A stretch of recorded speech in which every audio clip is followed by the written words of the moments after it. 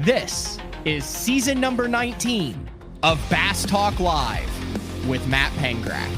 BTL is presented by Lowrance, Bass Cat Boats, Aftco, Strike King Lures, Sunline, Big Bite Baits, Spro, X-Zone Lures, Gamakatsu, The Bass Tank, Denali Rods, Pro Guide Batteries, Beatdown Outdoors, Shoreline Boat and RV Repair, and Omnia Fishing.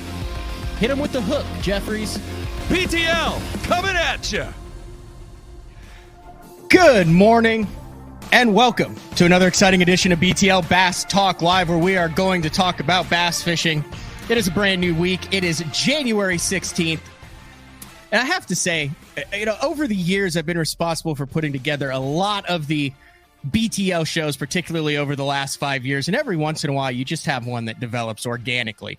And then you get a bonus thrown in, and it becomes even special. And you're like, well, there's no way, unless I mess something up on my end, that this isn't going to be a fantastic show. And we have that today. This show kind of came back up organically. I mentioned it last week. Ken Duke and Terry Battisti from Bass Fishing Archives dropped the Big Bass podcast that Ken teased for, I feel like it kind of came about. He's like, well, maybe I could do a podcast on this, on the Big Bass. And then he's like, I think I'm going to do it. And then he's like, I'm going to do it. And then he came on and he's like, January 3rd. Now there's like 4 or 5 episodes out. I had a spirited discussion with him over the first episode. So we're going to talk to Ken Duke about that. And then in the meantime, I talk to Charlie Hartley on a regular basis because who doesn't need that type of positivity in their life on a daily? And he's in Florida. I think the streak is still intact. He's had some good weather down there, but he's been winning belts and trophies and big bass. And when Charlie Hartley says he has a couple stories that he'd like to share, well, by God, you let Charlie Hartley come in and share a couple stories. So Charlie Hartley, thank you for jumping on BTL this morning. How are you doing? Happy New Year, Matt. Love the new studio, and it's been a great first. Can you believe it's the 16th of the year already? Happy New Year to all the fans. All the tournaments I've been fishing here local, people have come up to me at every tournament and said, when are you going to be on BTL again? And if I wouldn't keep hearing that, I wouldn't bug you. But obviously, some people listened, and it touches my heart when they say that. To be associated with BTL is really cool, Matt. Thank you. Yes. I don't. Oh, we're getting a little bit of feedback in the audio there, but we're good. Okay, so a couple regulars that I think I'm going to have on this year. I didn't clear it with you or Ken. I'm assuming you guys are going to be okay with it. But we've got Matt Steffen, who's going to come on every quarter because I love talking to Matt Steffen. I think he's got a great, different view on things. Not afraid to voice his opinion. Had that show, so he's going to be a regular guest. Obviously, Bradley Hallman in between his journeys across the country as returning to the Elite Series in 2023. He's going to be a regular guest. We got Frank every Thursday, but the other two key components to this, because I don't have a full-time co-host now, obviously Charlie Hartley and none other than Ken Duke. And we're gonna tag team this deal. Mr. Duke, thank you for joining us, also from the Sunshine State. Yeah, absolutely. Thanks. Hey, Matt, thanks for having me. Charlie, always a pleasure to see you, my brother. This is going to be fun.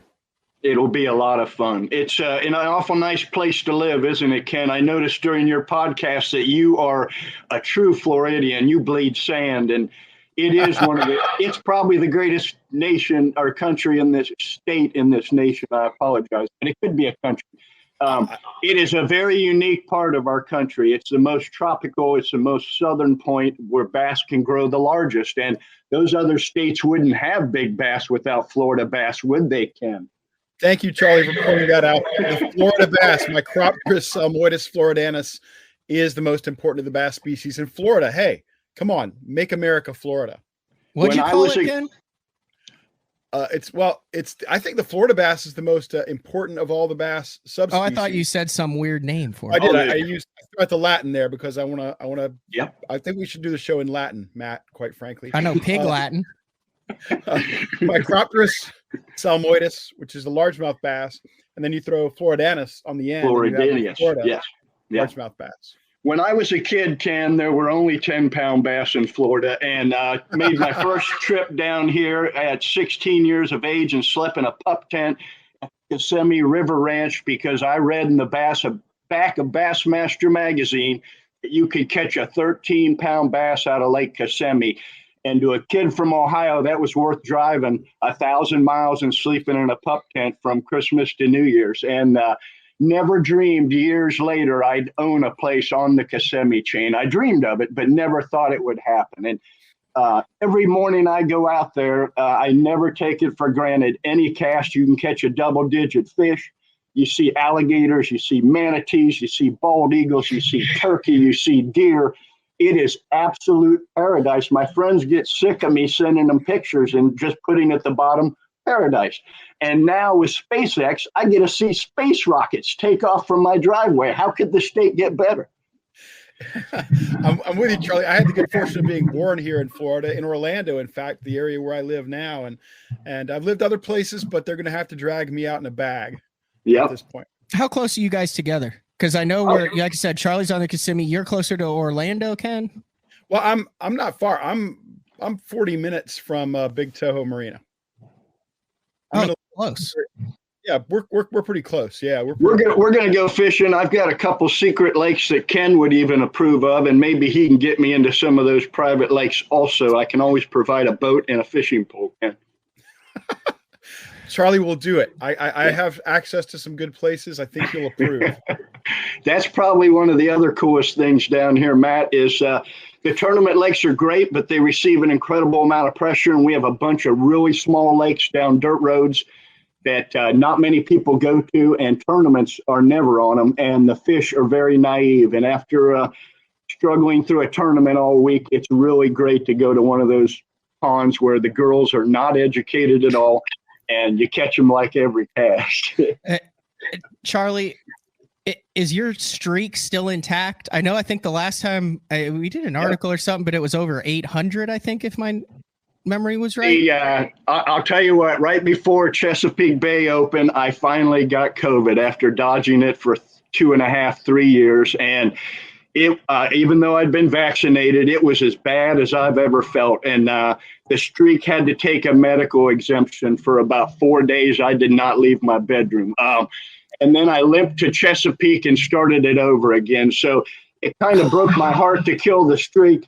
But it also, I was well over 1,200 days in a row catching a fish. And, but it really became a cumbersome responsibility. There were certain days where it was very difficult to squeeze that in, and it became almost a chore on some days. And I never want fishing to be a chore.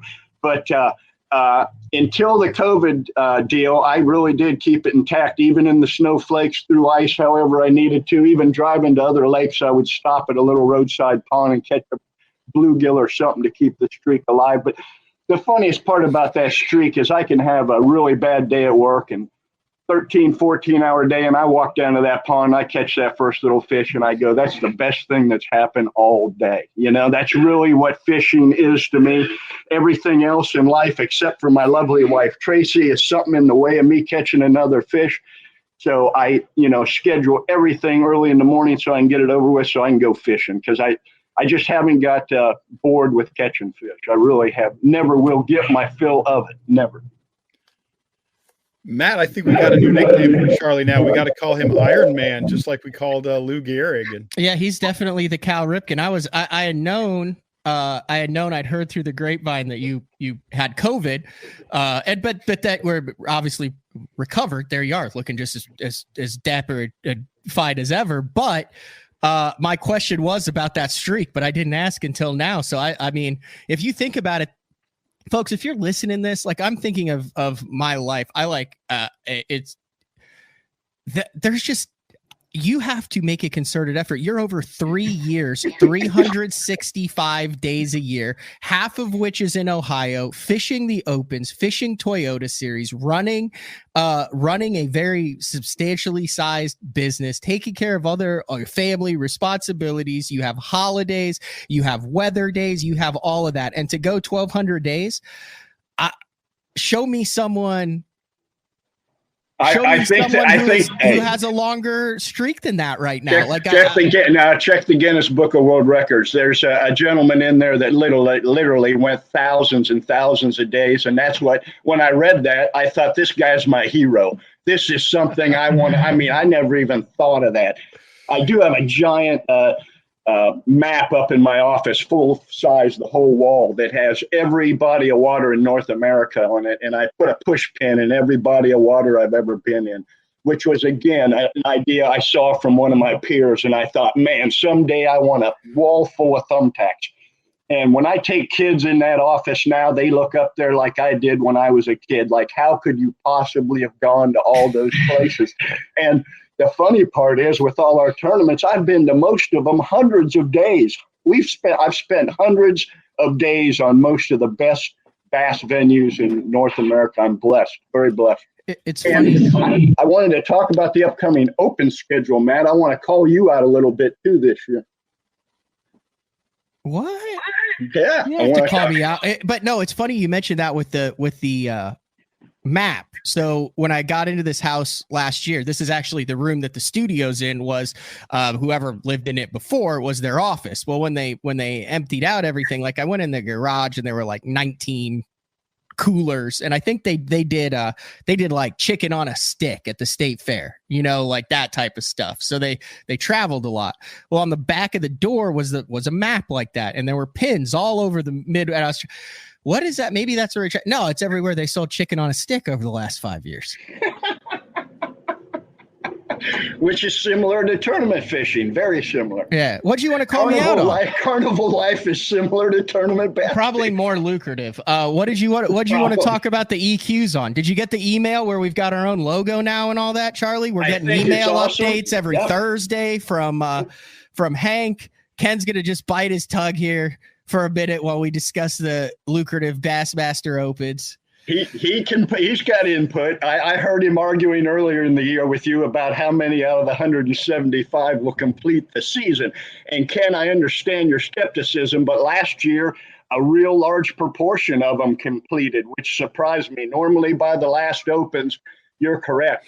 A bunch of people drop out. I'll take Matt's over against your under on how many fish all 9. But we'll see. It's going to be the most exciting year ever in the Opens. This EQ thing took off like a rocket. Bassmasters has done a great job promoting this. FLW kind of stepped on some toes, canceling the tour, so we inherited a lot of those guys. I'm waiting for you to have a show with Ish on it and a couple of the guys that have walked away and are going to come back to try to requalify. I'd love their input. But the writing's on the wall. It's great that there's 2 circuits, but why are some of the biggest names trying to return back to Bassmasters? It's absolutely, it's fun to watch. We live in very interesting times. Back in the day, I don't remember, a lot of us, including myself, fished FLW Tour and the Tour, Bassmasters Tour at the same time. It was not that impossible. Before the elites, the entry fees were manageable. It didn't conflict. A lot of them actually worked where it worked out where you went from one tournament to the next. But the line has been drawn in the sand, as we can see. And now, of course, we're going to have a 5-fish limit in Major League Fishing. Imagine that. But that's not what I wanted to talk about. I wanted to talk about our upcoming schedule, because the first tournament of the year is at the right time of the year. And if you guys are ever bored, get on Google Bassmasters TV shows 2003 Lake Eufaula. Edwin Evers won his first national event by beating Charlie Hartley in second place on March 1st, 2003. And the top 6 was made up of a headliner top 6. We had Edwin Evers, Mark Menendez, Mike Reynolds, Tommy Biffle, Peter T., and Charlie Hartley. And it was an incredible tournament. I hope we have similar conditions. The year before that, I had fished an open down there with a buddy, and we had similar conditions. And when Tracy and I pulled in there for the first 3 official practice days, I looked at that lake and I said, honey, we're going to be in good shape. And it was the only time I ever came off practice early, and it confused her. She goes, what are you doing here? I said, well, you said you wanted to go bowling. I'm never showing you any time, and she goes, you get back out there. I go, we're okay. She goes, you show me. And she made me take her out there and catch one on the first cast. She said, you're okay. Let's go bowling. What year was this, Charlie? 2003. And wait till you see the video. Tommy Sanders looks young, and Denny Brower is the guest host. And Denny Brower looks young. Tommy Biffle even looks young in the video. You got to see it. I can't believe 2003. It was a lot of years ago, but it's amazing when you see how much we've aged. In that, when you see someone every day, you don't see the aging. When you don't see, someone for 10 years, it's like, whoa, we got old quick. How'd this go so fast? Charlie, I think you and Edwin have aged almost not at all. You guys still have that same enthusiasm and fire for the sport.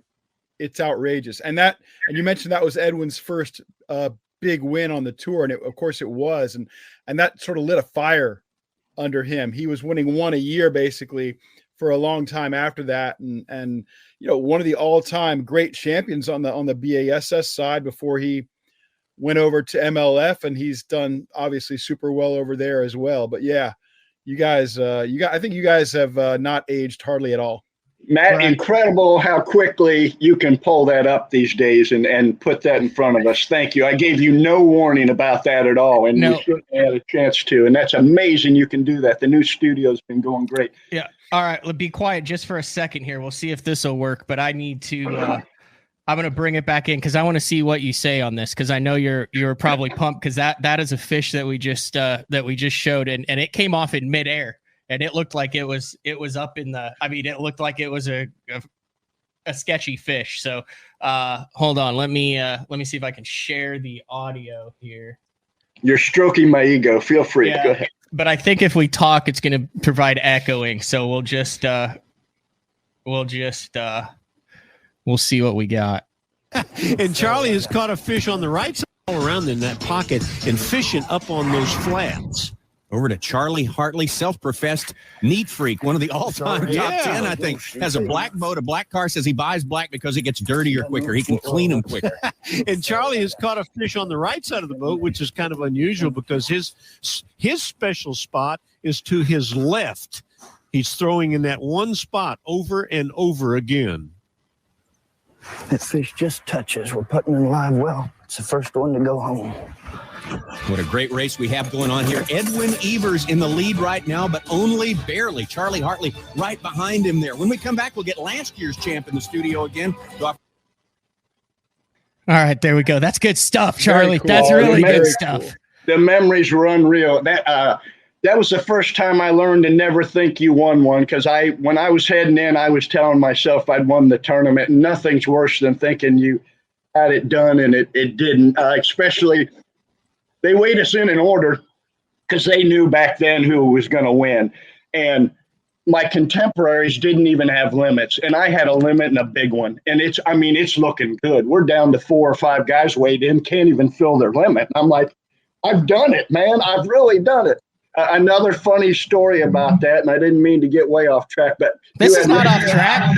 You had Rick Pierce on the other day about always checking the boats that they gave you for the final day. Well, they put us in their boats the final day, and sure enough, when I went to run in, that motor wouldn't start, and the camera boat was just about out of sight, and we started screaming, and the camera boat turned around, and we moved everything into the camera boat, and I went running in, and I got about halfway in, just my head spinning from all that happening, and I'd run it down to the last minute, and I looked at my marshal, and I said, "Oh, my God, did I grab my fish?" I remembered grabbing everything but the fish. He goes, "They're right in that well." I go, "Thank God," and we headed in.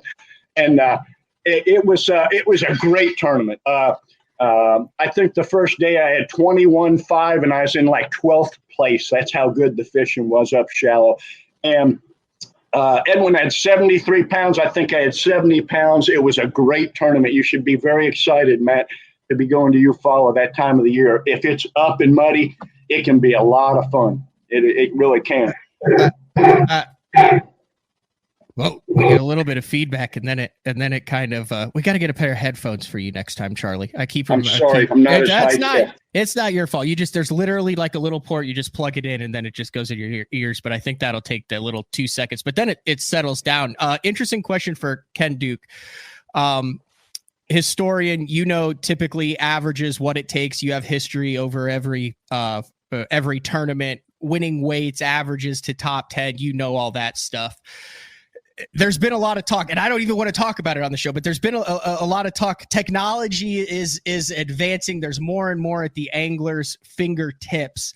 I believe Jacob Wheeler just came out with an article on Major League Fishing where he said, hey, if there's anything that this technology it's taught us is that the seasonal patterns and the way the fish live and where they live and what we thought they did at certain times of the year is total BS, and we're just scratching the surface and we have no idea what they do. That's a very truncated version of what it was.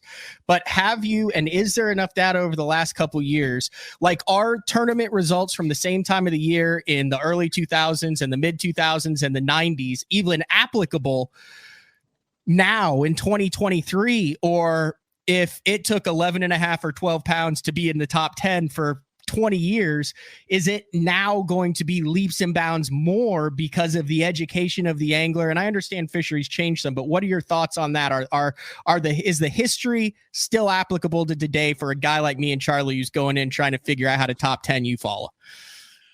I think that's a really tough question to answer for a couple of reasons. One, forward-facing sonar and all that has not been around long enough to give us a significant database to show if it's really impacting tournament weights. Bass fishing has so many variables. We've got the weather. A tournament right after a cold front is not going to be as productive as a tournament with a nice warming trend coming in the spring, especially.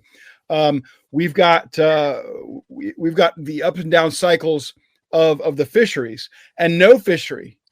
And I haven't done a study on it, but in my opinion, off the top of my head, no fishery has been more up and down than eufaula. For example, there was a tournament on eufaula in the mid 90s where the average fish for the winter was over 5 pounds. Okay. And then there was a tournament a few years earlier where the average fish for the winter was under 2 pounds. Eufaula is wildly cyclical. You have so many variables, it's hard to say what forward-facing sonar is really doing to the weights. The other thing I will say is I'm already hearing from guys, and you guys can either support this or tell me it's not true, that they're noticing that bass are aware of the forward-facing sonar, and that when you hit them with that beam, they are scattering on some of the higher pressured waters. So forward-facing sonar may not always have the same impact that we see it having today. My 2 cents worth is fishing has become better, period, than when I was a young man. Fishermen have become better. Catch and release was a brand new idea when I was young. They thought you were crazy when you threw a fish back. We're seeing the benefits of that. We're seeing better fish management, better scientific theory on fish management than ever. We have a warming trend. I'm not going to call it global warming, but we have more grass, more clear water. We have more bass and bigger weigh-ins in the last decade than we did the previous decade. I remember when a 20-pound bag was big. Now it's a 30 or 40-pound bag. When I first started fishing the invitationals, Woo Daves told me, and he was correct for years, you weigh a limit every day and you'll go to the Classic. That's all it used to take. That's all it still takes. That's all it still takes. I don't think so. Nobody who's caught a limit every day for a season has ever missed the Bassmaster Classic. Then I'm glad that's still intact, because that was when Woo Daves told me that. I'm like, well, I'm going to the Classic all the time. But I'll say this. Only a handful of guys have caught a limit every day for a season. It doesn't happen every year. Occasionally when the schedule is kind of, let's call it easy. There's no Ohio River. There's no Sabine River. There's no Table Rock. Then you might have 2 or 3 guys catch a fish, limit out every day of a season. But otherwise, it's very rare for guys to limit every day for a season. And if you do, book your ticket. Charlie, I'll say this, that first year in 2020, I believe my goal when I finished 6th in the Opens overall, my goal in the 8 events was 5 fish a day. And based on conversation I've had with Ken and research, I said, if I catch 5 fish a day, it doesn't matter what size they are in comparison, because that year it would have worked. I came 4 fish short. I had 5 fish. I had 3 fish one day at Oneida, so there's 2 fish, and then I had 1 fish one day at Smith. So that's I was 6 fish short over the 18 days that I fished. I never made a top 10. Yep, and similar to what happened to me 2 years after I failed to requalify for the elites, I finished 6th in the points, and they took 5 up, and the last one was a grand. And the last day I failed to weigh a limit. I weighed 4 fish. But if you had a limit, you would have made it. I know. And if I had a limit those days, I would have made it. Well, when I'm talking about a fish every day of competition, I'm talking about in the elite series. Right. Or back in the day of the tour or the top 150s, all that. But yeah, in the opens, obviously it can be more challenging because there are fewer days. You know how it is. You can afford to have a bad day in an open, but it has to be day 3. That's right. Yeah. You don't have to make a lot of day 3s. I mean, you have to make a lot of day 3s, but you don't have to catch any at day 3. Matt, you're too young to realize this, but when I first started fishing the invitationals, they were like $600, I think, and they were not even full.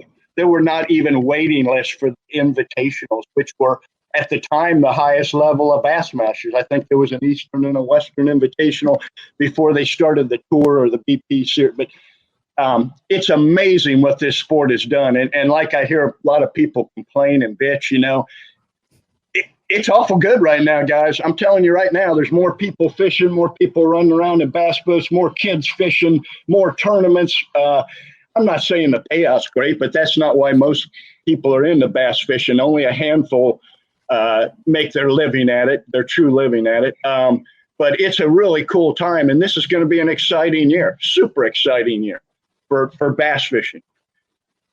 I agree. All right. We're going to take our first break of the show.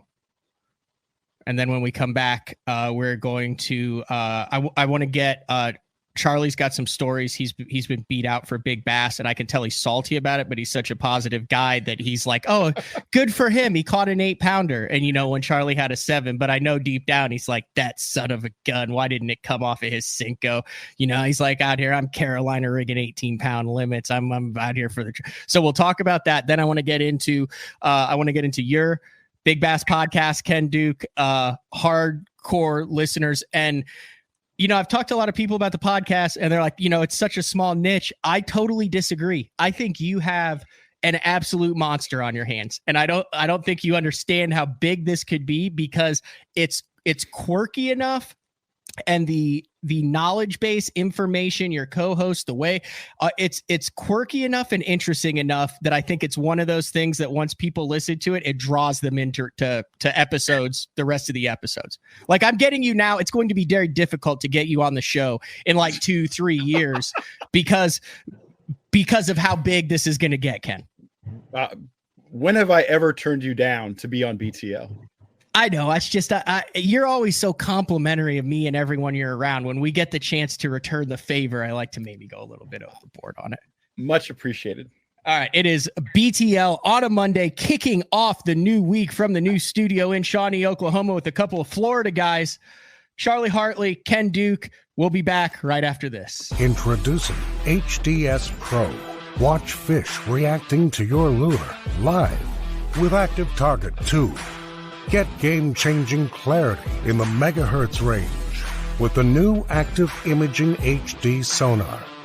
Find the richest fishing spots with C-Maps charts. Take full control of your boat with the ultimate fishing system.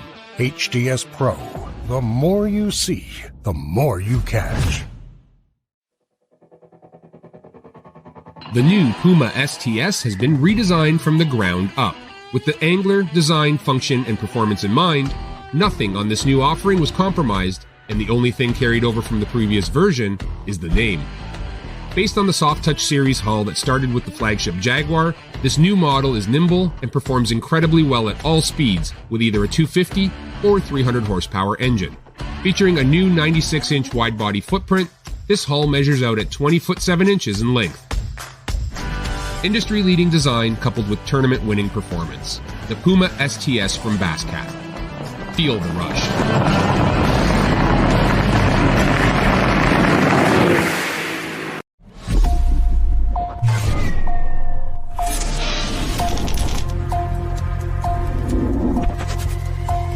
Everything you need, one legendary brand. Tyler Hey guys, Gerald Swindle representing the AFCO Hydronaut. This is the jacket I love wearing when times is tough, and I'm talking about the weather, not the fishing. The jacket, what I like, I got a double cup right here. I can seal up the bottom of my jacket because when you're fishing, you're holding your arms up. You're bad about getting water that runs downhill. Everything bends good. I'm long arm. Look, it fits very comfortable. My arms is flexible. I've got the speed hood on, pouring down rain. I can get everything zipped up. One thing they did is they made plenty of pocket space. If you ain't got enough pockets in the Hydronaut rain suit, you just got too much stuff. From the water membrane, that's 30K, baby. 30 times the reason you ain't gonna get wet. Super warm. If it's cold in the wintertime, you put on your Hydronaut, you're gonna be a much more comfortable person. If you don't want to just look sexy at Dairy Queen, wear your Hydronaut. We got it from small to 5X. Most rain gear does not come in that many sizes. You got waist adjusting straps. We can make it fit you no matter what the environment is. We want you to be comfortable. We want you to be dry. You gotta check it out. It ain't gonna let you down. Elite Series Pro Daryl Gleason here.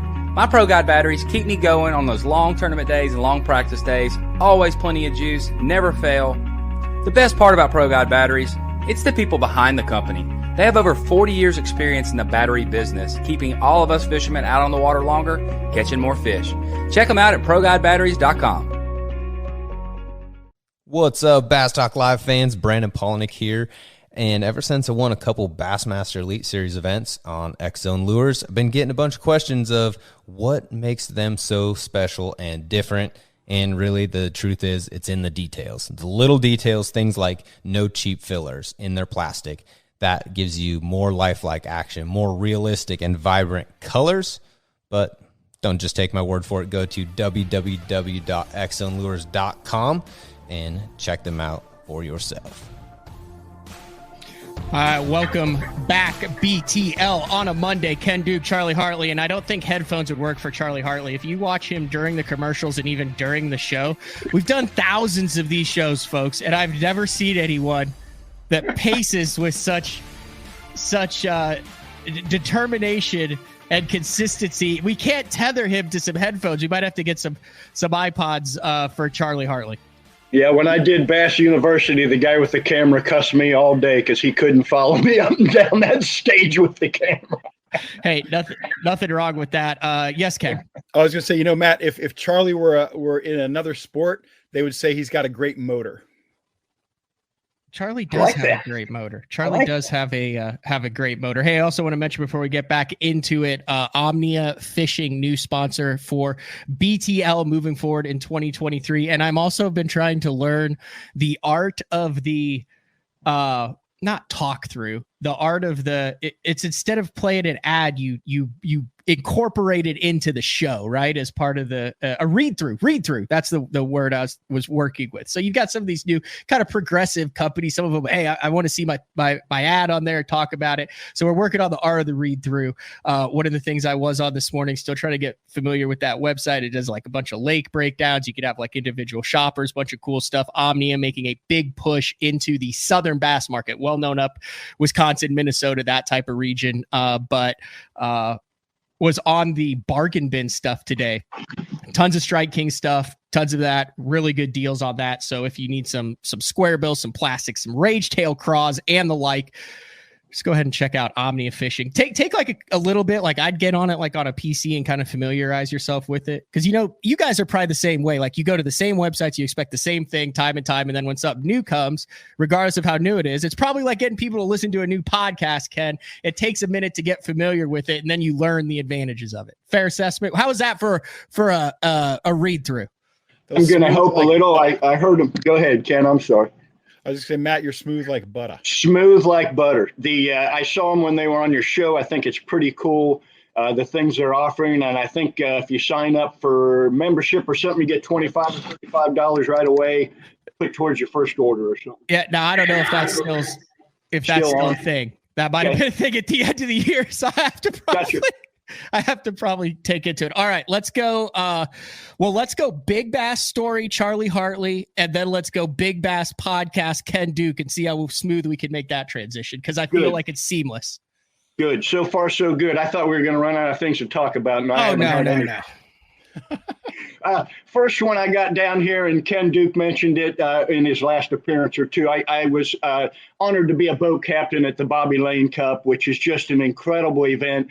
I have a youth club at home myself, middle school and high school, but I'm always on the road, and I hardly ever get to participate other than sending them a check and getting all the accolades. Those advisors deserve all the credit, but I'm always available for Bobby Lanes when I get down here. I make sure I get down here in time, and he's always got me 2 really cool kids to fish with.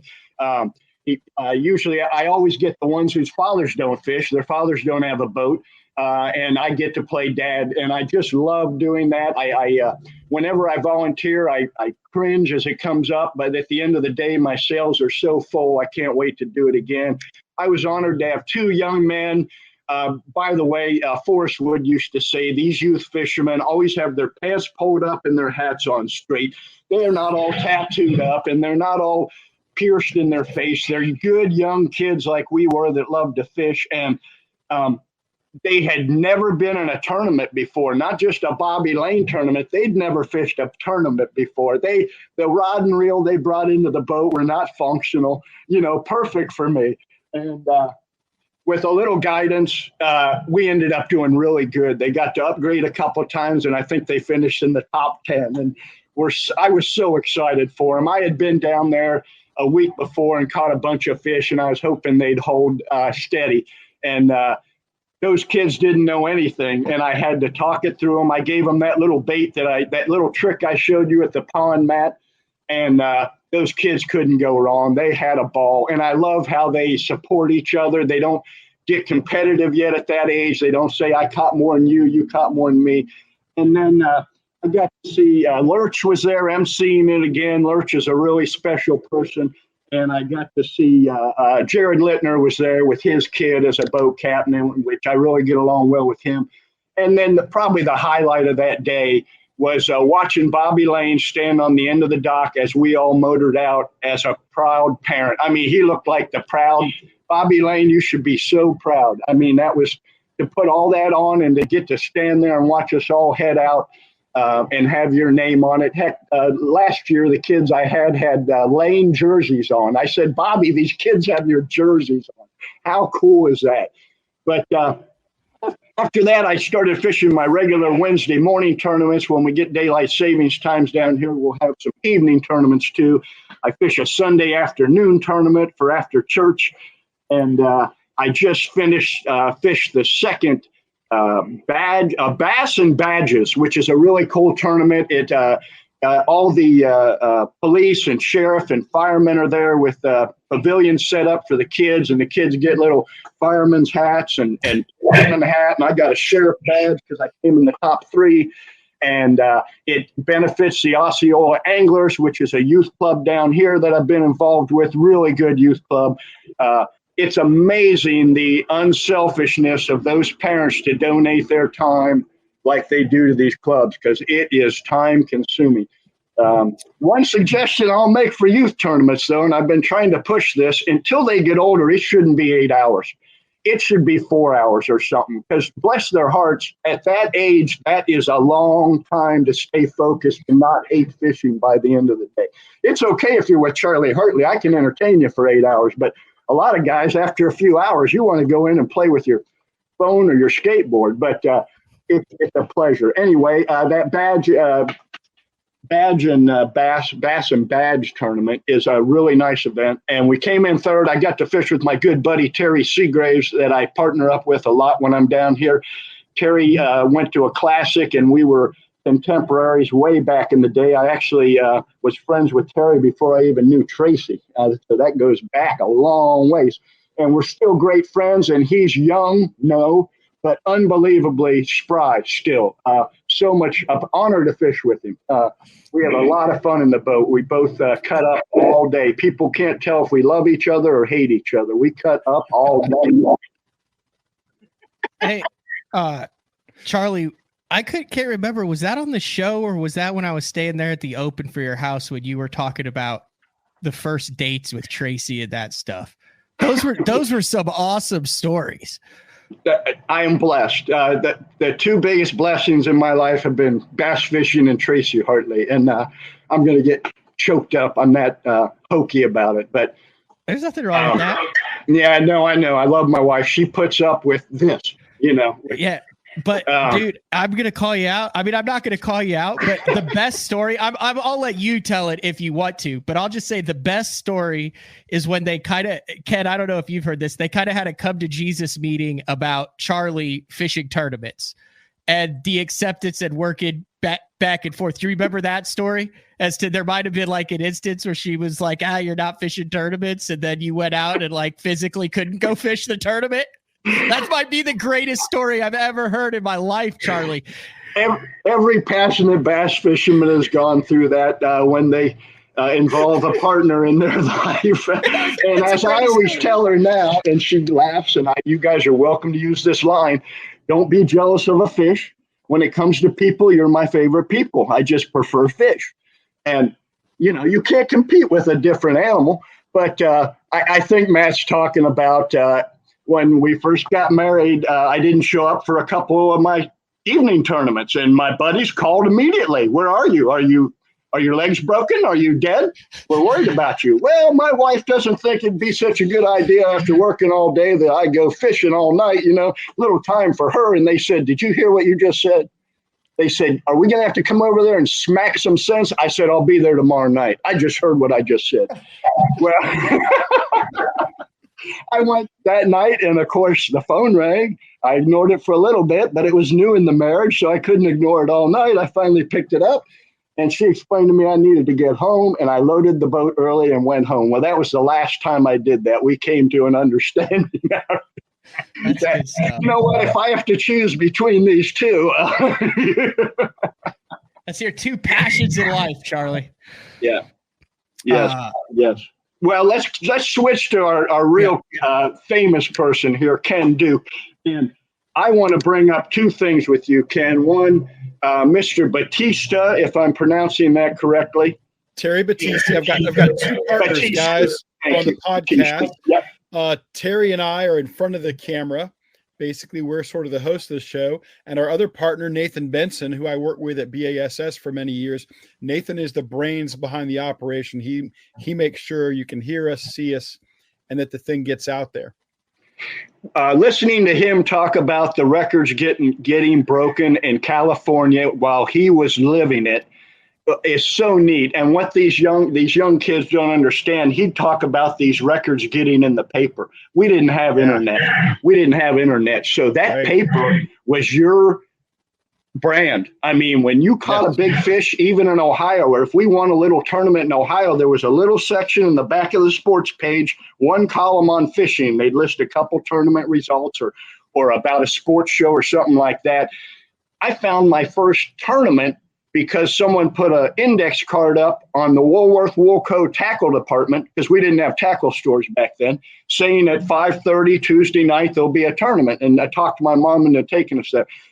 The internet has changed all of what you do, Ken, and the way you have to go back and find these archives, it's probably fun for you. I can tell you get excited when you do it. But I also wanted to bring up two things on your Big Bass podcast. One, we are living in super interesting times, a 10-pound Great Lakes smallmouth, and we've got OHIV going off right now with 60-pound 5-fish limits. These are unheard of things. I just want to give you my 2 cents worth on the 10-pound Lake Erie fish and see what you think, because I respect your opinion. My opinion is that is a freak of nature. Otherwise, we would see a year class slowly getting to that size. And I fish tournament after tournament at Lake Erie. I catch smallmouth after smallmouth at Lake Erie. I was blessed to be on the water the day that 10-pounder was caught. I was within 5 miles of it. My phone started lighting up. I thought, God, why couldn't I have caught that fish? Can you imagine what that would do for your career to catch a 10-pound Great Lakes? Wait a second. So, BTO. So we had Charlie Hartley and Frank Scalish within 5 miles of that fish, both on Lake Erie when it was caught. It's not coincidence. The weather lined up for that day for there to be a record caught. We were there because we watched the weather pattern. Mr. Clapper came up to me that day. We were all out there. It was the stars were lining up. It's kind of like trophy deer hunting.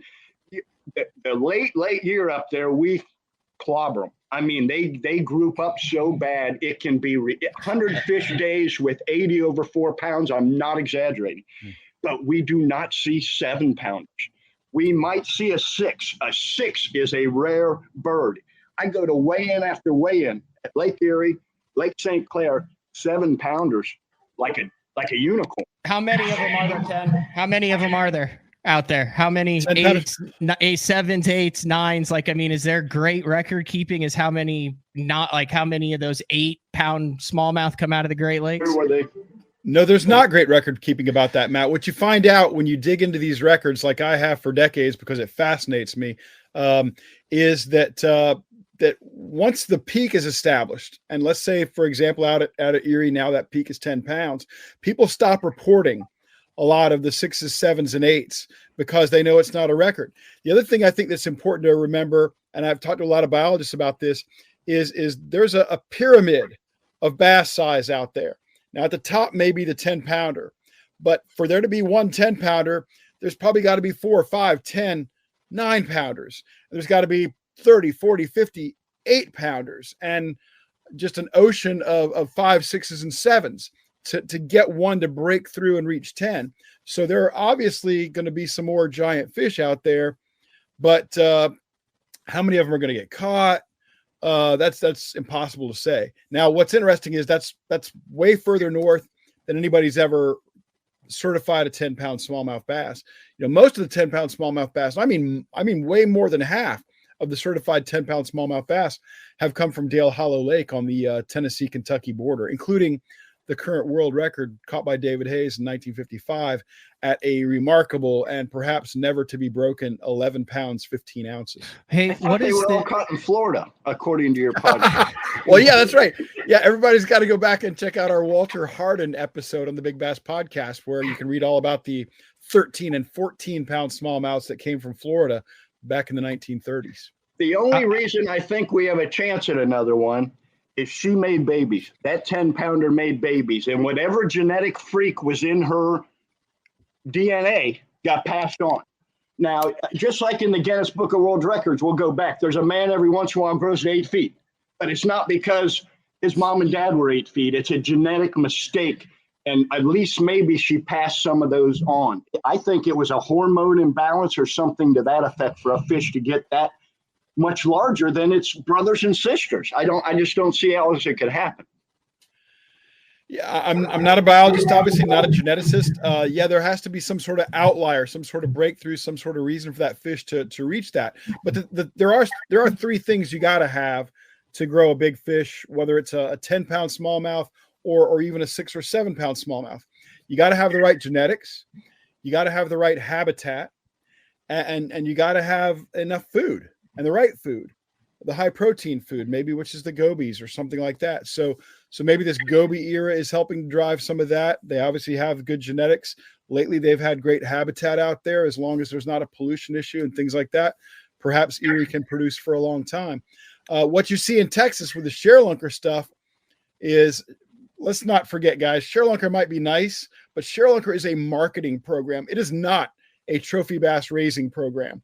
When ShareLunker said, "Oh, we're going to produce a new world record largemouth bass within 5 years," which they said about 1990, they have not grown the state record by 1 ounce since that time. ShareLunker is very, very shaky as far as producing world-class bass fishing. Very shaky. An experiment, as you say. It's an experiment. But it's not. It hasn't even really been an experiment until reasonably recently, when they started working more with the genetics.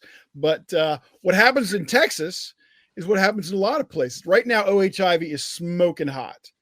But if you look back at the duration of ShareLunker, which started in the 1980s, what would happen is one lake would get on fire and it would produce 4, 5, 6 ShareLunker fish, which have to be at least 13 pounds. And then it would go dark. And I mean, it would not produce another 13-pound fish for a decade or more. So that those genetics were not working out. What it is, and we go back to what we were talking about at the top of the show, guys, what it is Micropterus salmoides floridanus, the Florida largemouth bass.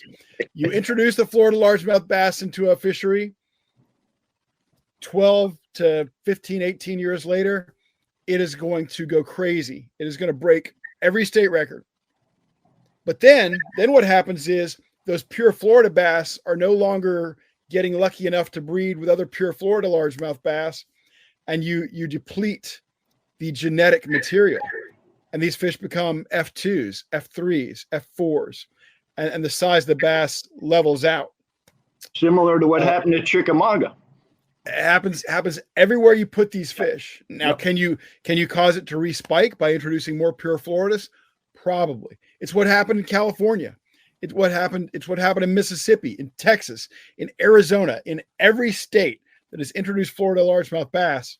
That's what happens. And I've had biologists tell me recently, guys who know what they're doing and who are making a concerted effort to grow the largest bass in the world, have told me that there is no bass over, say, 18 pounds that is not a pure Florida largemouth bass.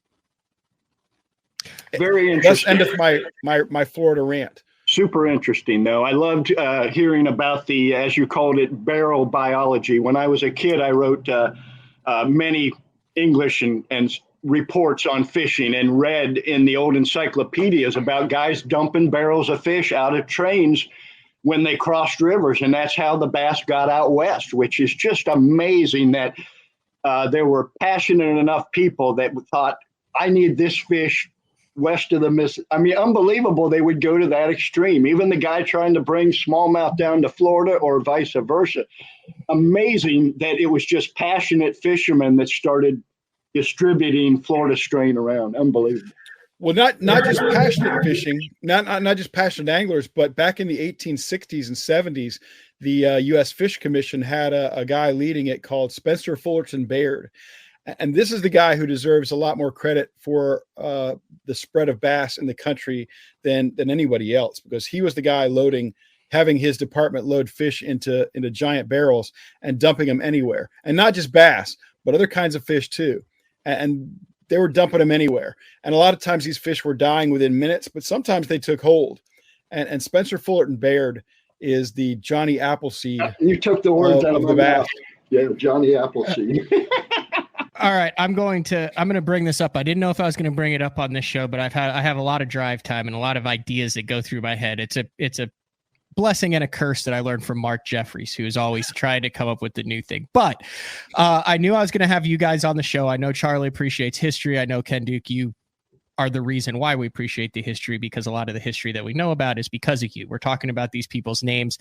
Honestly, I would go my entire life full time in this industry, never know any of this stuff, because there's one passionate person who knows about it. Here's my question.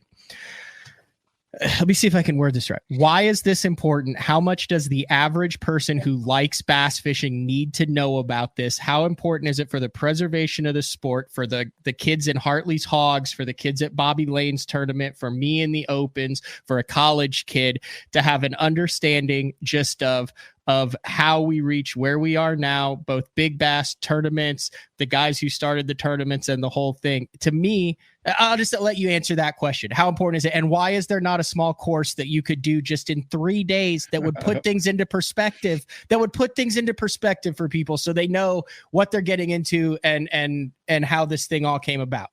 Is that even important? Well, I think that stuff is important, and I love the question, Matt.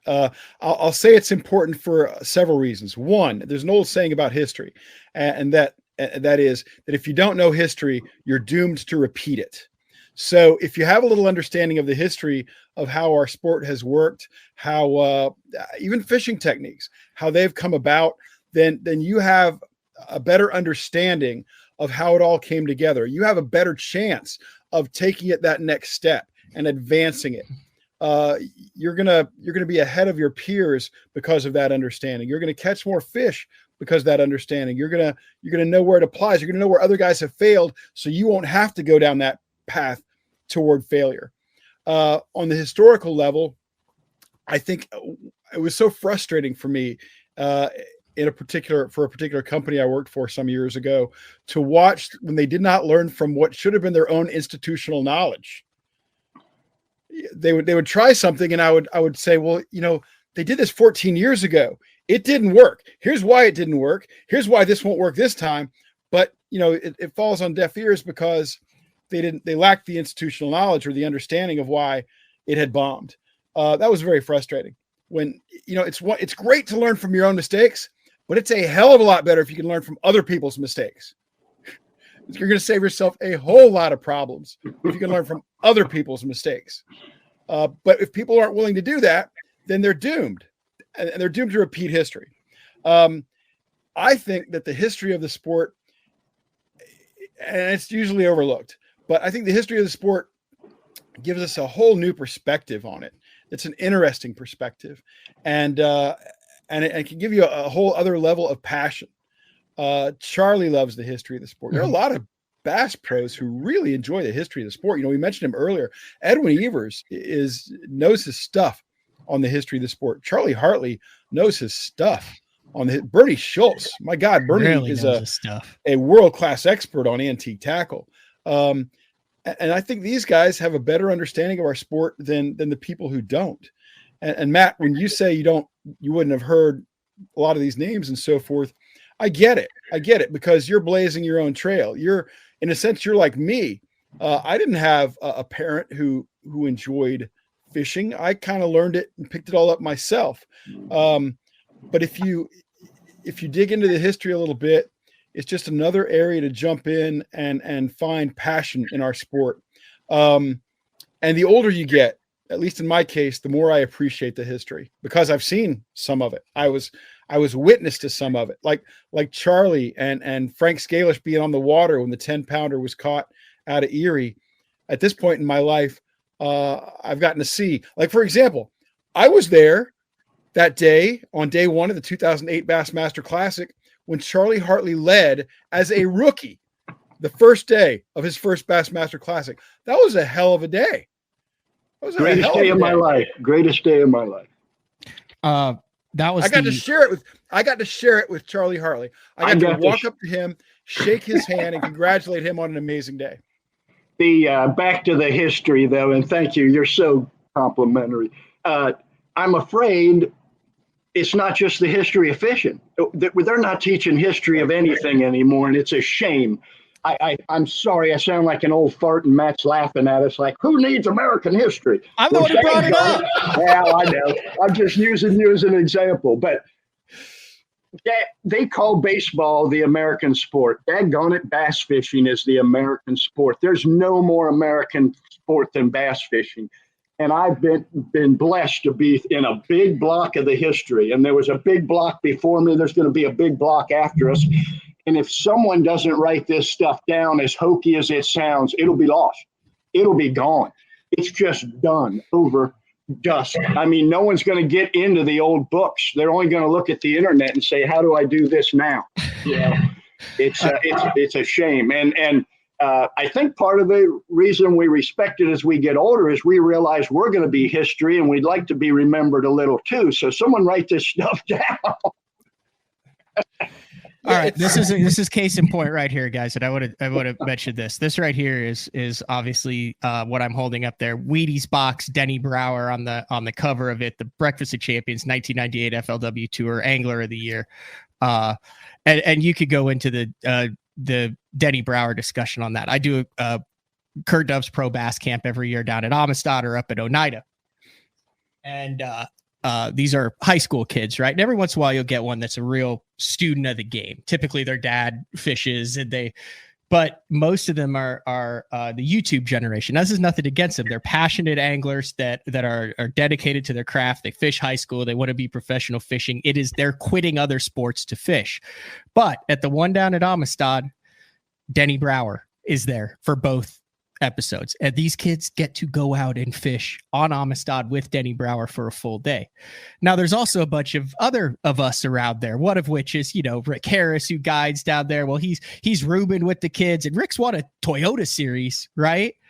And is a guide down there, and me and a number of other people. Well, a couple, like last year, we're down there and they're doing the pairings for the next day, and one of the kids draws Denny Brower, and he goes, "Oh man, I wanted to fish with Rick." and there's nothing wrong with it, but it was like time out, history lesson.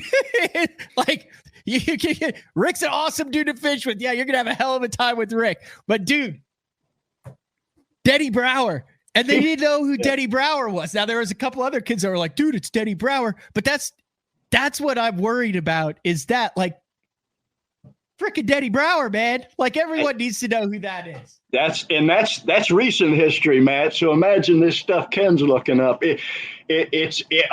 I'm afraid that's just what happened. Time goes on, but America is still a very young country. We're only several generations into this country, so let's save it while we can, because I can't believe how quick time goes, how quick a generation gets added to our sport. I don't want to get way off track, but look at all these great young anglers now that are going to be the next, Kevin Van Dam's, the next Jacob Wheeler's, the next. I mean, they're coming on. They're coming on. Is this true, Ken? Is this true right now? Sorry, the echo. Got it. Is this true? Are we getting younger? I know you always say, hey, we're not getting younger. It's still 38 to 40 years old. Your prime is still in your 40s. In the last couple of years, are we now officially getting younger? Is that sliding to younger championships? I just filmed something with Mercer for the bilge deal that we're coming out with, and it's, hey, is someone going to beat Stanley Mitchell's 1981 classic record of 21 years, 5 months? 13 days. Yeah. No, well, I need to look at the list of classic qualifiers, but ordinarily there's not anybody in the field who's young enough to break Stanley's record. Yeah. But is the field getting younger? The field is a little bit younger, but that's because of financial opportunity. We could not afford to fish a Bassmasters or have a boat that could fish a Bassmasters till we were in our 30s. Kids now at 20 years old, I'm not saying they're winning, but they're having the ability to enter a Bassmasters. We couldn't. One or two people fished their first Bassmasters at that age back then, like Zell Rowland or. Well, the Elite Series is a little bit younger, guys. The Elite Series is a little bit younger than it was, but that's because of the purge and the defections in 2019. That's not because natural filtration in and out have made it a younger field. It's strictly because of that. The guys who are qualifying for the Classic have gotten just slightly younger. I mean, less than a year younger on average. The average guy who qualifies for a Bassmaster Classic is 40. If you want to go back and see when the sport was at its youngest, it was the mid and early 1970s when the average Classic qualifier was 35. But that's where the range is. The range is pretty small. The sport is not getting particularly younger. High school and college bass programs are not making the sport bigger. They're just not. They're not increasing spending. They're not. And there's a ton of data to show this. Here's how you grow the sport. You go out there and you find a lot of people under 12 years old and you introduce them to the sport. That's where growth comes from. It doesn't come from high school and college. It just doesn't. It comes from 12 and younger, and it always has. I would be remiss if I didn't bring this up. Actually, my dad is listening to the show, and he took a picture of a book that is on the coffee table at their house in Decatur, Illinois. And he's never fished a bass tournament in his life. He's the one who got me into fishing, took me to Canada, but not a hardcore bass angler. And he sent me this book, and he's like, hey, you want to talk about like a history? He's like, why are you not showing that? Oh, yeah, I've got that, Ken. I've got a copy of that. If you're listening, that is the Bass Fishing Vault, the Bass Fishing Vault Collector's Edition. Book to produce. One of the most expensive books to produce, if I recall. But if you want to kind of know the history of it and how it all came about to where we are up until what year did that come out, Ken? Wow, this is about 2010, something like that. Now, I know there's a bunch of chapters after it, but the history hasn't changed before that. This book, you can get on and buy it. This is the book that you need. Everyone needs this book. That gives you a great representation of an understanding. Great Christmas gifts also. Christmas gifts for next year. Go ahead and pre-order. Another great book on the history of bass fishing is Bass Boss, the biography of Ray Scott, the late great Ray Scott. Yeah. That's a terrific book by Robert Boyle. That's a wonderful book that'll teach you the history of modern tournament fishing in the sport. Yeah, I love that. Thank you there you go, Bass Boss. Thanks for showing that book, Matt, because I wrote part of that book, and Bill Dance wrote the foreword for that book. Bill just recently published his latest book called Fish Tales, and I wrote the foreword for Bill's book. So awesome. What an honor. Full circle. Oh, it was an enormous honor.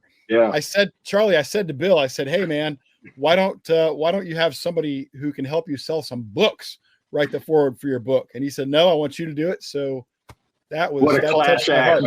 Bill Dance is a class act, man. He's a great man. All right, Ken, I want to get into this real quick, and then we'll take our final break of the show and come back. I don't know what y'all have going on, because like I said, Charlie runs the company from Florida. Every time when I would stay with him every morning when I was there, he'd be up at 4 a.m. on the computer doing calls, doing all that, then on the water at 8. And I know you, aside from being a world famous podcaster now, you still are with Fish and Tackle Retailer. But I want to get into the actual podcast. You are 6 episodes in now. You talked a lot about it on the show. It is called The Big Bass Podcast. Website is thebigbaspodcast.com, available on all iTunes downloads, YouTube, and the site. There's the site right there that you can go through and watch it. But thoughts, expectations so far now that this thing is launched and you are looking to grow it and continue it. Yeah, it's been a lot of fun, and Matt, I have to thank you for being an inspiration to make this thing happen. You and I have talked about my doing something like this for a long time, and I wanted to do something like this for a long time, and I bought a whole bunch of podcasting equipment 3 or 4 years ago to do it, and several things stopped me. The biggest one was the technical stuff. I knew I couldn't do the technical stuff. But a buddy of mine, Nathan Benson, he's got a degree in digital media. He's way smarter than me. He's able to do the technical stuff. But then I realized, oh my gosh, this is it's so much. It's a lot of work, hours and hours and hours of research go into each one of those episodes. Apart from the fact that I've been studying this stuff for my whole life, hours and hours and hours of research go into each episode. I said, I can't keep up with that pace. And so finally it dawned on me, I've got to bring in Terry Battisti, who is the ultimate historian on our sport and just as eaten up with it as I am. And not only a great guy who's crazy smart, he's got a PhD in chemical engineering, by the way, but a fabulous accountability partner and somebody who I can bounce ideas off, and he'll tell me if I'm an idiot or if it has potential. So back in November, we started recording.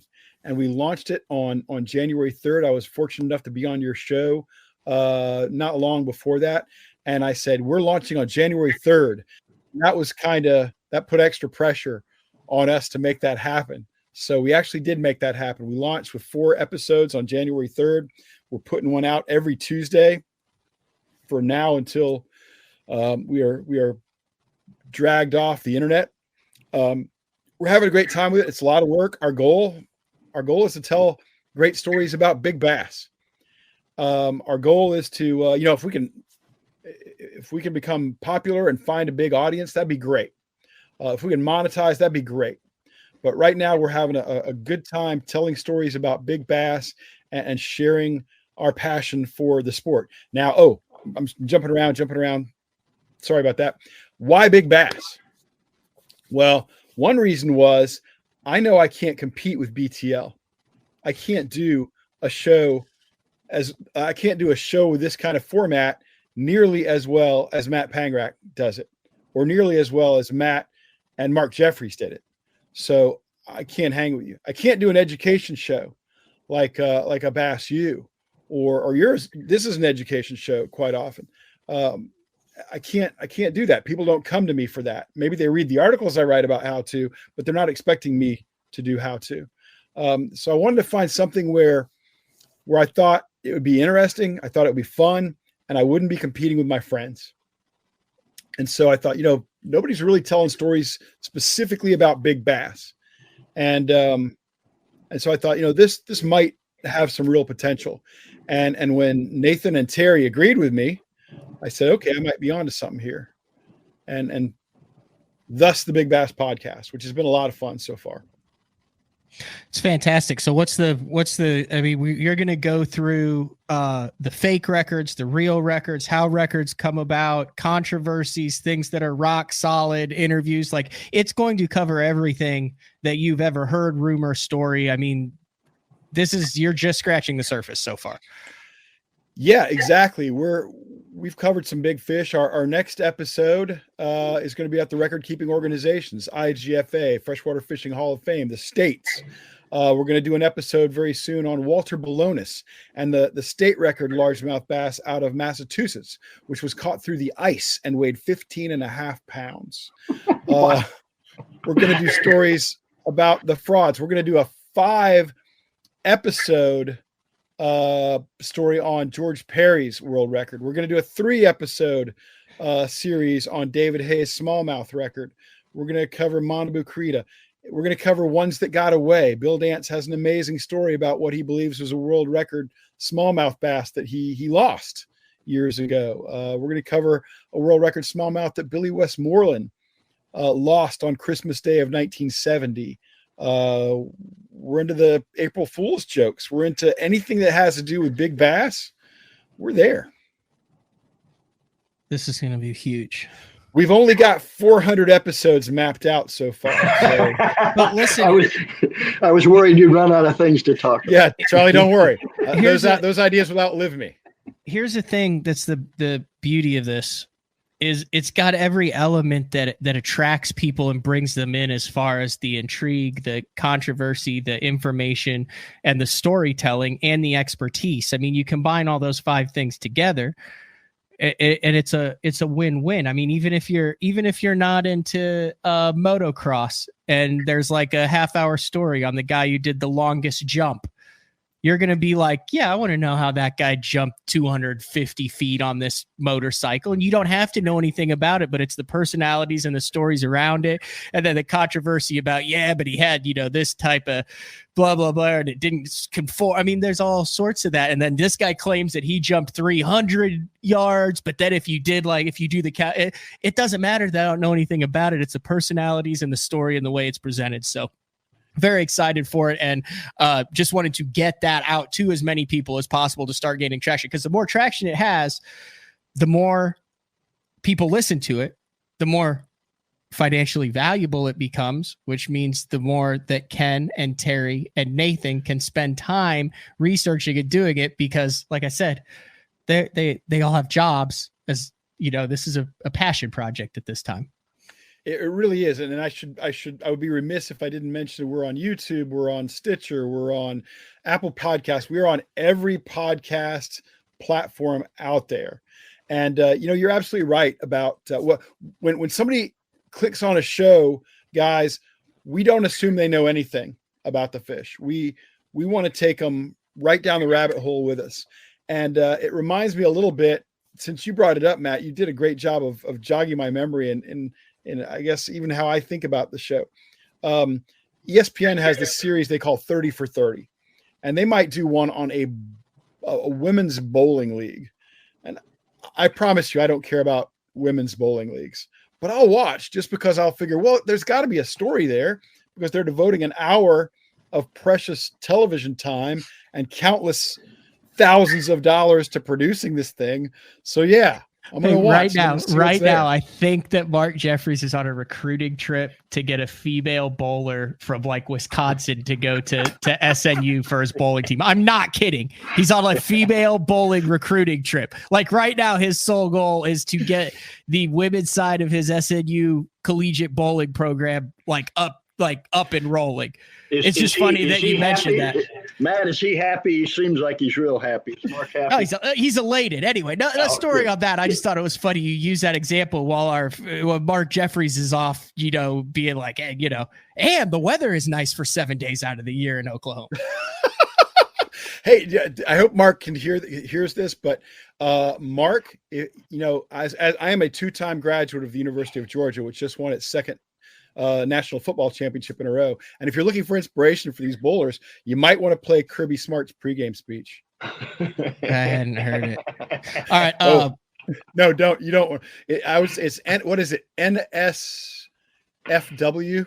Not safe for work. Right. Yeah, it ain't. All right, we're going to take our final break. When we come back, Major League Fishing just announced that they're going back to the 5-fish format for the regular season events. I've had this talk with you before, Ken. Where do you put the 4 years of every fish counts into the history books of bass fishing? How do you compare what Edwin did at Redcrest with the hundreds of pounds? How do you compare what Jacob Wheeler has done over the last couple years with all the weights and all that? We just had a discussion about history. I want to get your take on where that stands when we come back for our final segment. Charlie, you don't have anything to do. You're in freaking Florida hanging out in your garage with the fishing boat. I'm just keeping you from catching 7-pounders. That's it. So it is Monday. BTL.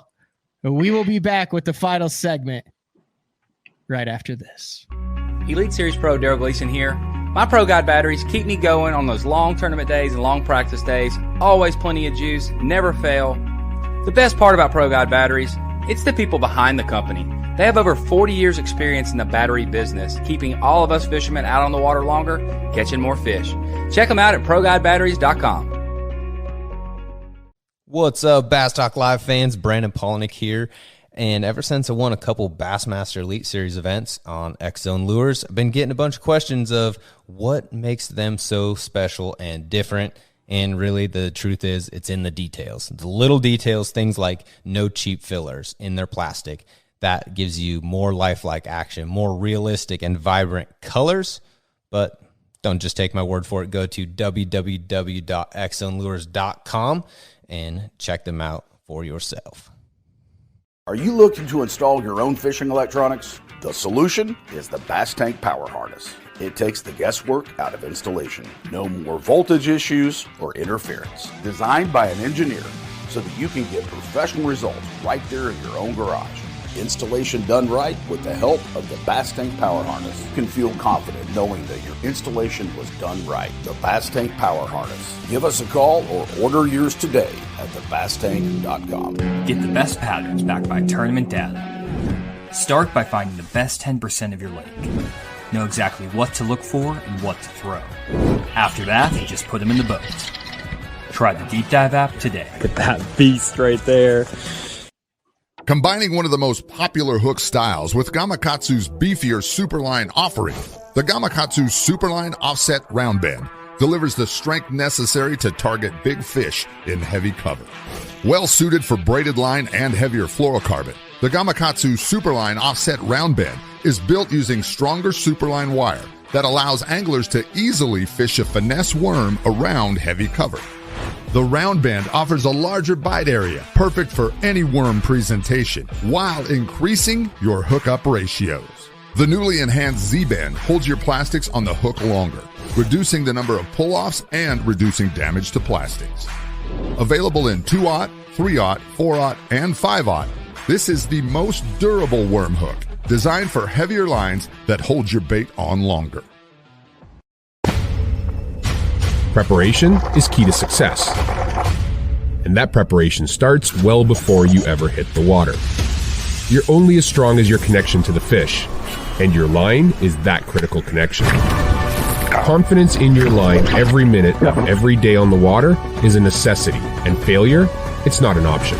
Sunline makes the fluorocarbon, nylon, and braided lines to give you the strength to guarantee your confidence. Have you considered purchasing new electronics for your rig? The type of mounts you choose to protect your investment should be part of the decision-making process. No matter if you prefer 1, 2, or 3 graphs up front, Beatdown Outdoors has a solution for you. Adjustable, versatile, rigid, and made in the USA.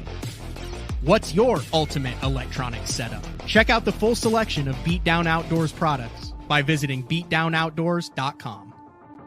All right, welcome back. Final segment of BTL Bass Talk Live on a Monday with two legends in the industry. That would be Charlie Hartley and Ken Duke. And I knew they'd both shake their head. That's why I said it, because they're both level on it. Dude, Charlie, you led like that. Think about that classic. So like, this is what I think about it every day, man. You're not going to tell me everything I don't know about that. This is what crossed my mind on it. So at Hartwell in the Open, I've had it a couple times where there was nothing else overlapping it. So like Bass Nation Championship final day at Hartwell, I've consciously thought going out that day, this is the biggest bass tournament going on in the world right now. This is what I have dedicated my life to. This is what I love. And I'm one of the 10 guys that is in this. Like, I've got the camera guy right there. And I'm like, I'm like, how did this happen? B, I'm like, this is really cool. And C, both times, instead of being freaked out, I've been like, I need to embrace this moment. Now, I know the killer instinct might be, yeah, of course I'm supposed to be here. I'm going to be here again too. And the only thing the camera's doing is getting in my damn way, and I'm going to go get ready to kick some butt. But there's not many people, and you go back to that 2008 Hartwell Classic that Ken Duke brought up, and you thought about it. Dude, you are leading the biggest event in the history of the world and something that you absolutely love to do. And I'm sure Ken could tell you how many different day one or day two, or how many different leaders there have ever been in the Bassmaster Classic, as opposed to the tens of thousands of anglers that have aspired to be there. And dude, you have that feeling. How many is it, Ken? It's obviously less than 100, because there's only been how many classics? Yeah, we're coming up on classic number 53 here. And I'll tell you this, it's just a handful of guys, and a rookie leading the classic doesn't happen much anymore. Only one rookie has led the classic since Charlie led day one of 2008. Only one rookie has led it since then. Who was that? Keith Poche in 2012. Red River. Yeah. Chris Lane's classic. Exactly. So yeah, what Charlie did to lead the classic on his first day at a Bassmaster Classic is really rare. Boyd Duckett did it, Carl Maxfield, a guy named Jack Wade, Jim. I knew Bitter, Carl well. Carl Maxfield was a great guy. God. Yeah, a handful of guys have done it. And as the classic becomes, as more and more classics are in our rearview mirror, it happens less and less. So what Charlie did is wildly rare. It's crazy how it's just part of history. Like, oh yeah, the Charlie Hartley Classic deal, or it was Elton Jones's classic. I know it was Elton's classic. Very often. Dude, you can only make a mop jig in 40 foot so exciting. Like, at least with Charlie, you had docks and hook sets and stories. Matt, it was. Cool. I hate the word surreal. But if there's ever a definition of it, when they told me I was leading the classic, 30 years of work and emotion, and there's as happy as Charlie always acts, he does not like not winning. He hates it. So to see that all come together was like, this was all worth it. All night driving. All those scraping my quarters together to get a new prop when I couldn't afford it. All that driving every night on Friday night from Ohio to where the water wasn't frozen to South Carolina to Florida for 2 days of fishing and driving back. I did things that other people wouldn't do. All my fishing buddies would not do what I did. And I thought, daggone it, it was worth it. Look what you've just done. Mm-hmm. It was gratifying would be the word. You do all that work, Matt, you do the work. And sometimes it seems like, what am I doing? If I put this much energy to anything else, I'd be a billionaire. And thank God it's not about money. It's the passion. And to be standing on a stage leading the classic couldn't even believe it, Matt. Could not even believe it.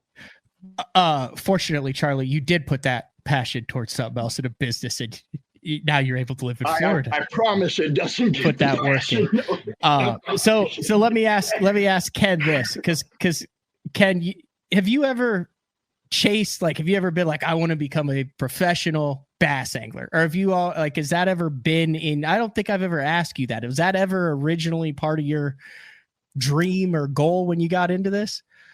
Yeah, it was. When I was in high school, that was my dream. I wanted to be Bill Dance, Roland Martin, Rick Clunn, Dave Glebe. I wanted to be that guy.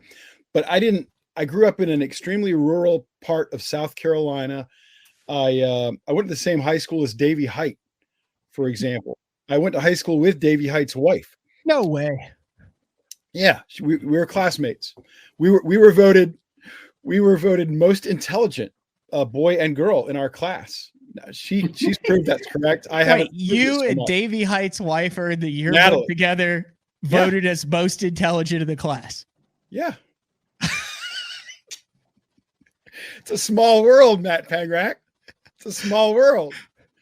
So yeah, and I wanted it, but I didn't know how to do it. I had no frame of reference. Nobody in my area had done it. And so I kept the passion for fishing and for the history of the sport and for reading about it and doing it, but I didn't know how to accomplish what guys like Charlie and Davey ultimately did. So I went in a different direction, and that has ultimately led me here. Yeah. But yeah, that was a dream of mine for a while when I was a kid. Okay. One quick question, Ken. I know we've gone too long. No, we haven't. Mercer always brags about how many people have been to one classic. Do you know offhand what happens when you go to 2 or 3 or 4? Do the numbers shrink drastically? The numbers absolutely shrink drastically. But here's what's kind of weird. The average angler who has ever qualified for a classic, Charlie, you're not going to like that. Qualified for more than one. Has qualified for a little more than 3. Gotcha. So you got work to do. I only got 2, and I got 3 in me this year. You watch. No doubt.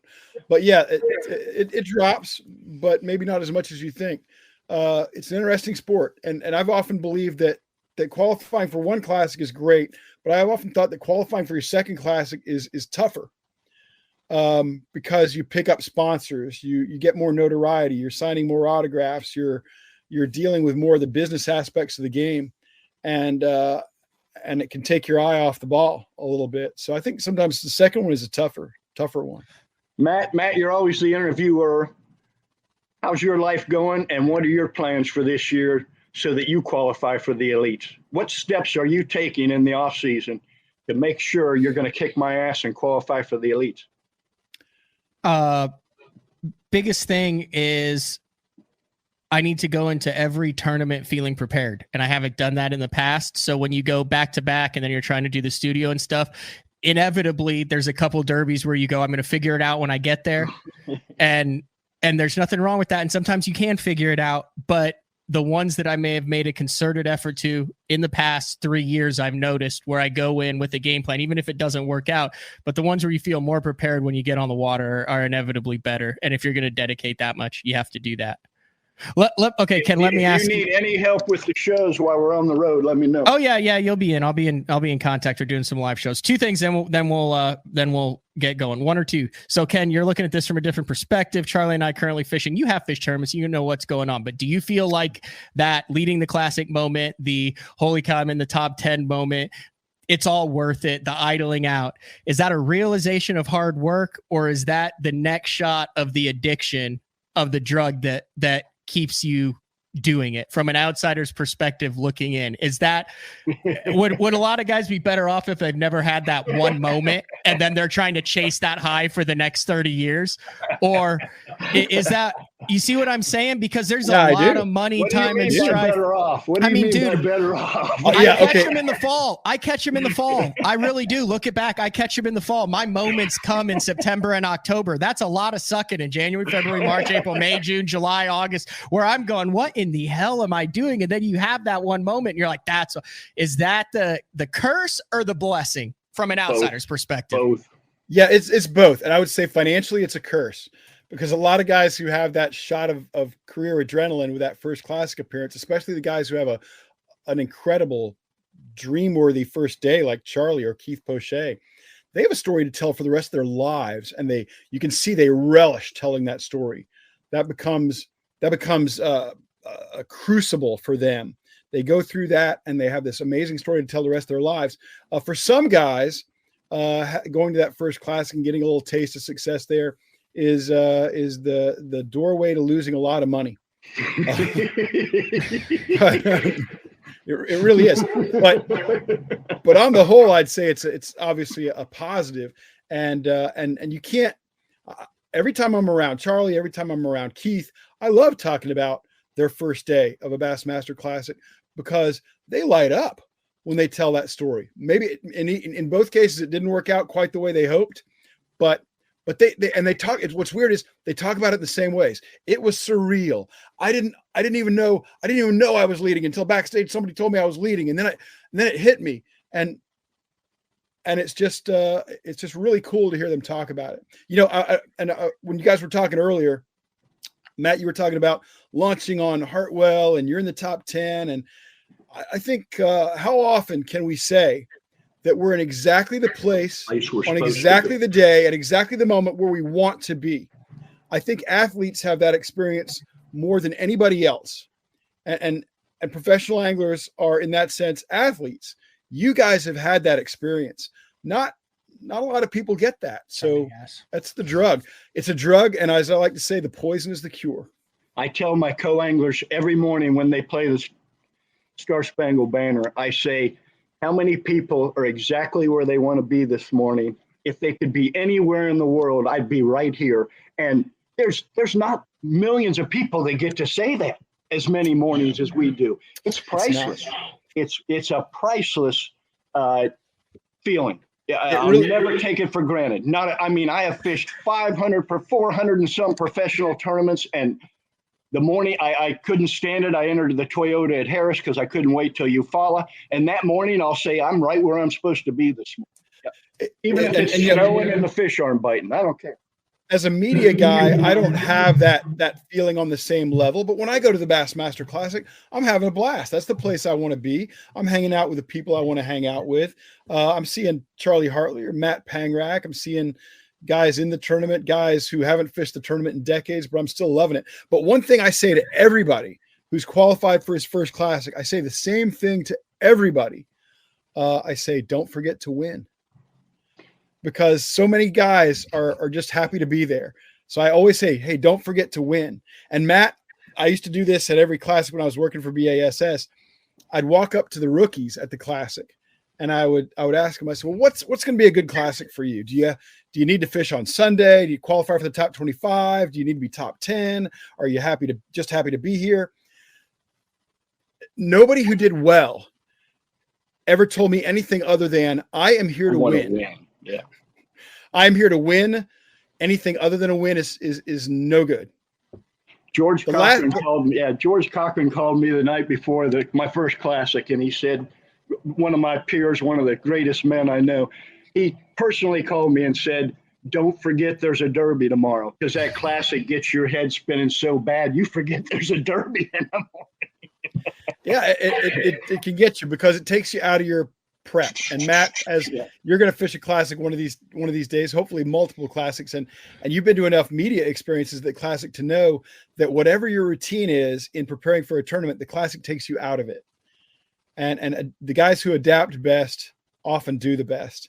And I want to add one last story. I apologize for going on about this, but for many years I would see Aaron Martins, our great friend Aaron Martins, at the Classic because he fished 15 of them, I believe, and he came close many times. 4 second place finishes, and I used to walk up to Aaron at every Classic and I'd say, "Who's the only guy here who can beat Aaron Martins?" And Aaron would smile and say, "Aaron Martins." And I think a lot of guys doesn't register with them, but it's so true. Who's the only guy who could beat Aaron Martins? It was Aaron. Who's the only guy who can beat anybody in the field? It's yourself. Yeah, absolutely.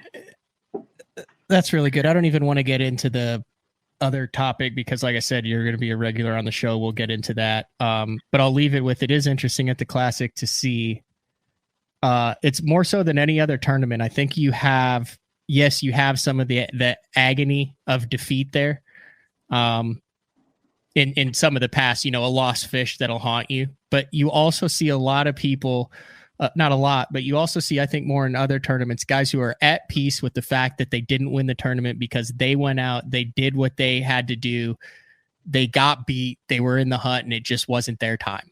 And it's interesting. You talk to a lot of those guys and they're like, man, I did what I needed, what I wanted, what I thought I needed to do. And it was just someone else's time. And they're truly at peace with that. Would you agree with that? I'm not at peace with it at all. No.